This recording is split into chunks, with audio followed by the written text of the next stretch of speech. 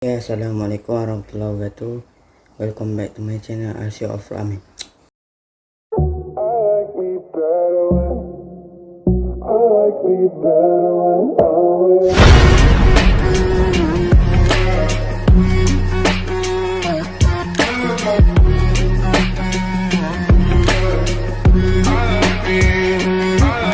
So pada video kali ini kita nak unboxing wltoys 12409. Okay, besar juga sekarang ni. Scale dia kita tengok speed dia boleh pergi 55 km/h. Dia brush motor. Ni standard full standard. Kalau korang nak beli, saya letak link di bawah. Harga dia lebih kurang 300 lebih.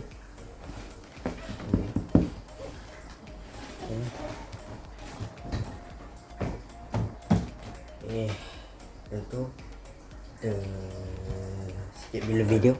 Okay, so kita dah skip video tadi. So kita nak unboxing.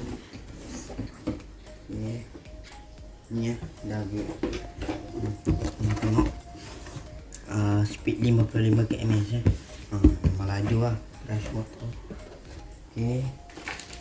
Pertama kita dapat manual book, dapat dia punya skru buka tayar, charger 2S, manual book. Kita pergi ke remote. Remote dia standard je. Remote dia macam dari atas biasa macam ni. So nanti saya nak pakai remote ni. So remote ni, remote biasa lah dari atas. So saya tak sabar dengan kereta dia. Kereta dia besar ni. Kita tengok kosong.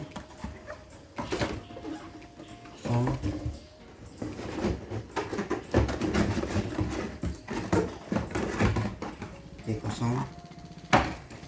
Ini dia. Berat tu. Berat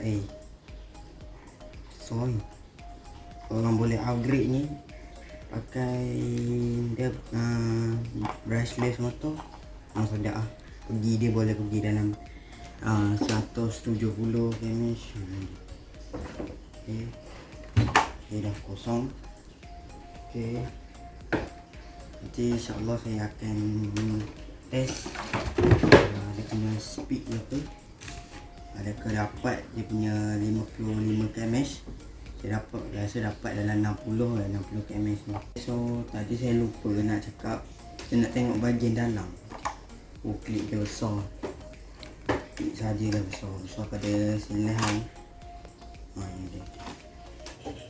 Parang ada tengok. Korang boleh tengok motor besar. Bawah.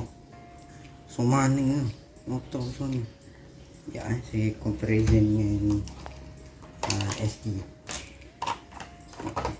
Motor ni kecil. Yang ni besar nak mampu. Punya absorber pun sedap. Macam lain ni besi banyak besi tengok. Besi. Bawah besi. Tepi besi, atas besi. Punya dalam besi.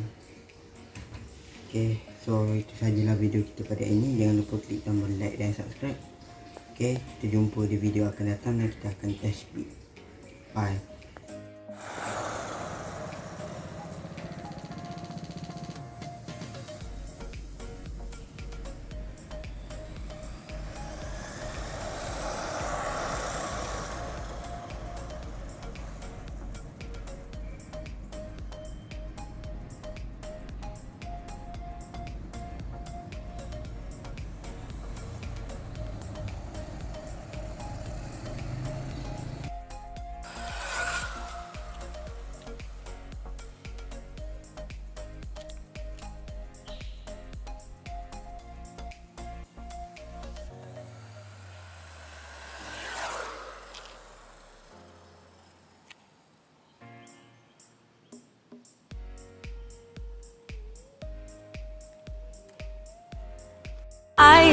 He don't know he is safe when